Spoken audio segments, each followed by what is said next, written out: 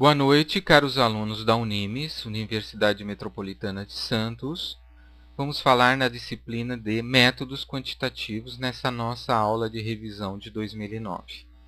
Eu sou o professor Leonardo Ficheira e vamos começar falando sobre a resolução de problemas com programação linear. Vamos primeiro caracterizar, em geral, os problemas.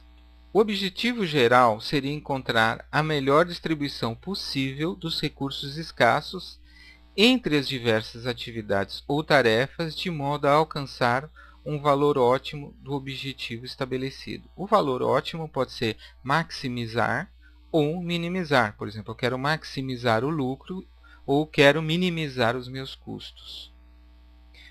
Quais são as características dessa resolução de problemas?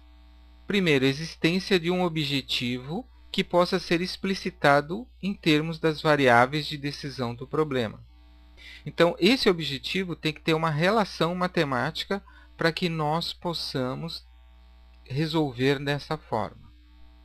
A segunda característica é a existência de restrições à aplicação destes recursos, tanto na disponibilidade quanto no modo de utilização.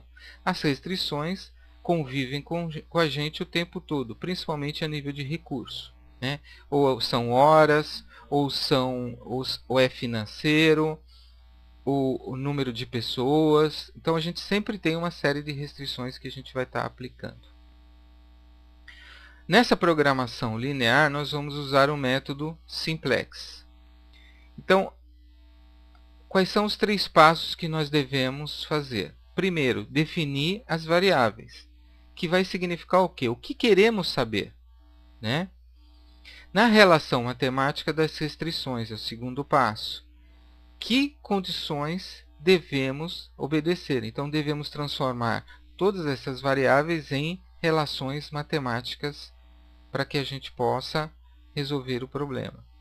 E a terceira modelagem seria a equação da função objetivo.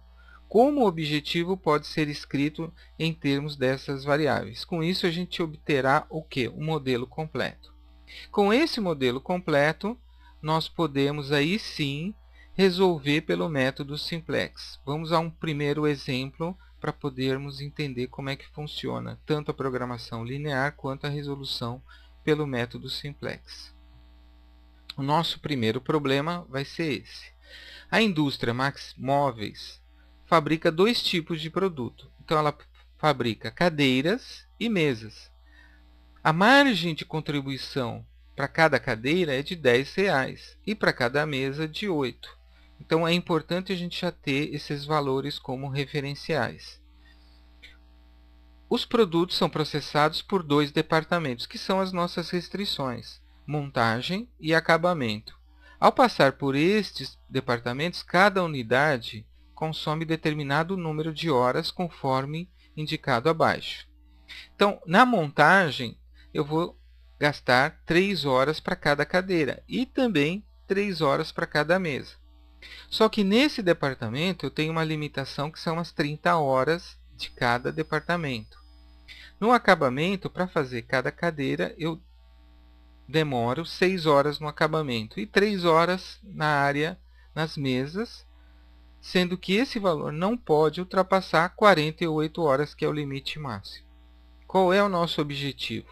Calcular quanto de cada produto, quantas cadeiras e quantas mesas devo fabricar, para maximizar essa margem de contribuição total. Vamos falar agora um pouco sobre o método simplex, né? Então, eu tenho que primeiro ter todas essas, eu preciso definir as variáveis, eu preciso montar as funções dos recursos, das restrições e, por último, montar a nossa função objetivo. Com isso pronto é que a gente vai aí sim utilizar o método simplex. Primeiro passo, introduzir variáveis de folga, uma para cada inequação. Então é importante isso, depois a gente vai fazer isso na prática para vocês verem como é que é. Segundo passo, montagem do quadro de coeficientes, incluindo-se a função objetivo com os sinais trocados. Então, tudo que for a função objetivo, os valores vão ter que ter a inversão dos sinais, se é positivo para negativo e vice-versa. O terceiro passo é: criei uma primeira solução básica inicial, onde os valores vão estar com zero no quê? Nas variáveis originais, que vão ser no caso da mesa e da cadeira. Ok? Quer dizer, eu vou fabricar 0 cadeira e 0 mesas. Com isso, eu sei que eu vou ter que alterar, então eu vou ter que definir qual é a variável que vai entrar nessa nova base. Primeiro, vai ser aquela que tem o maior valor negativo na linha da função objetiva transformada. Quando eu chegar num ponto que não houver mais coeficiente negativo na linha função objetiva, a solução é ótima. No quinto passo, vou definir a variável que vai sair da base. Para saber isso, o que eu vou fazer? Qual é o cálculo? Divido os termos independentes pelos respectivos coeficientes positivos da variável que entra. O menor coeficiente indica a variável que deve sair da base. Então, com isso, a gente tem a substituição. Entra uma variável e sai uma variável e entra outra no local. E o último passo, que é o sexto passo, é transformar essa matriz encontrando-se a nova base. Quer dizer, não adianta simplesmente eu colocar uma nova variável, tirar uma variável e os números não vão continuar os mesmos. Eu preciso fazer uma transformação, né, matemática para que isso ocorra. E é exatamente esse passo 6. Quais são as operações? Primeira operação.